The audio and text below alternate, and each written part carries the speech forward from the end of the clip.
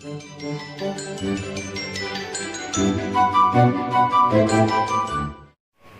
Friends, welcome to my channel. आज हम बनाने वाले हैं सीक्रेट मैसेज कार्ड, जिसके लिए चाहिए कम से कम मटेरियल।